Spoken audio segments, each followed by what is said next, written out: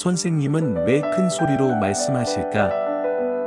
우리의 배후에 선형계와 악형계가 있다. 김원필 선생 설교. 구독, 좋아요는 많은 힘이 됩니다. 여러분의 가정에 하늘 부모님의 축복이 있기를 바랍니다. 여러분 참아버님께서 말씀하실 때 큰 소리로 말씀하시는 이유를 알기 바랍니다. 참아버님은 왜 그러시는가 하고 생각할지 모릅니다.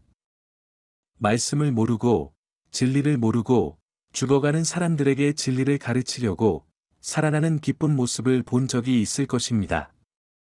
그와 마찬가지로 선생님은 사람들이 죽어가는 가운데 있는 것을 보면 그것을 살리려고 심각한 마음이 드는 것입니다. 선생님은 그렇게 생각하고 그렇게 하시는 것이 아니라 직접 그것을 보는 것입니다. 그것뿐만 아니라 영적으로 보면 사탄이 곁에서 데리고 가려는 상태가 보이므로 말씀하실 때 조용히 말씀하시는 것이 어렵다고 생각합니다.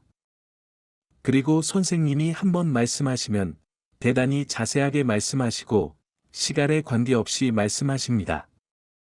그러므로 밤 12시가 되는 것도 모르는 것입니다.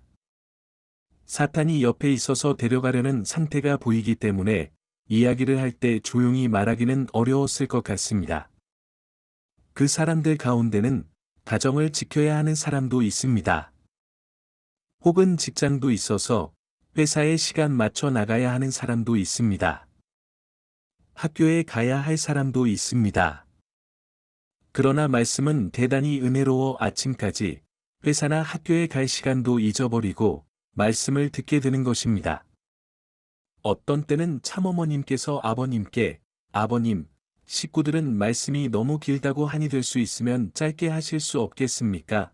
하고 말씀드린 적도 있었습니다. 그때 참아버님께서 참어머님께 다음과 같이 말씀하셨습니다.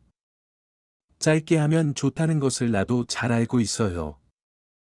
그렇지만 지금 이 말씀을 해주면 이 사람이 살아나고 모든 사람들에게 해답을 주는 것입니다. 만약 그렇게 하지 않으면 그냥 그렇게 되고 살아나지 않는다는 것입니다. 말씀은 사람의 생명력을 주는 것입니다.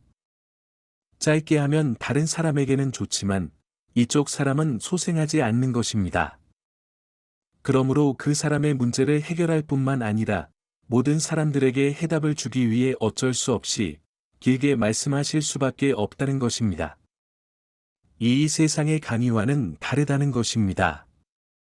지식을 전달하는 것과 달리 생명을 소생하기 위해 길어지게 된다는 말씀을 해 주신 적이 있습니다. 참아버님과 우리가 다른 것은 죽어가는 모습이나 살아나는 모습이 참아버님의 눈에 보인다는 것입니다. 말씀을 하실 때 중요한 점은 대부분 강조합니다. 참아버님께서 큰 소리로 말씀하시는 것은 그 사람에게 대단히 중요한 것이므로 진심을 다하여 말씀해 주려고 큰 소리할 수밖에 없다는 것을 이해할 수 있을 것입니다. 사랑하는 자녀가 헤엄을 칠 수 없는데 바다 깊은 곳으로 점점 들어가게 되면 여러분은 멀리 있는 자녀에게 작은 소리로 돌아와, 돌아와 합니까? 큰 소리로 외칩니까? 그와 마찬가지입니다. 우리의 배후에는 많은 선형계와 악형계가 있다는 것을 잊어서는 안 될 것입니다. 우리는 그것을 확실히 모르지만 참아버님은 그것이 전부 보이는 것입니다. 그래서 그때는 아무것도 몰랐지만 지금 생각해보면 그런 사정이 있었구나 하고 알게 되는 것입니다.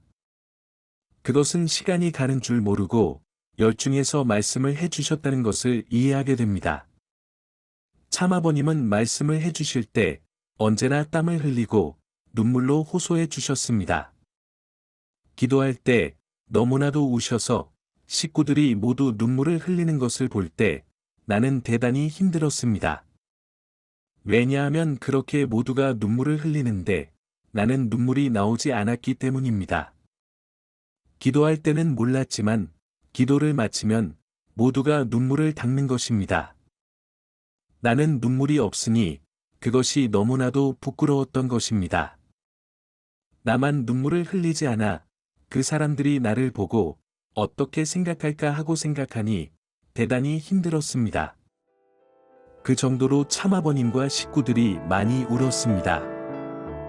참아버님은 나이가 든 식구라고 해도 집으로 돌아가려는 것을 결코 기뻐하지 않으셨습니다. 언제나 좀 더 있어요 하고 말씀하셨습니다. 또 참아버님은 식구가 보이지 않으면 왜 안 오나 하고 대단히 기다리셨습니다.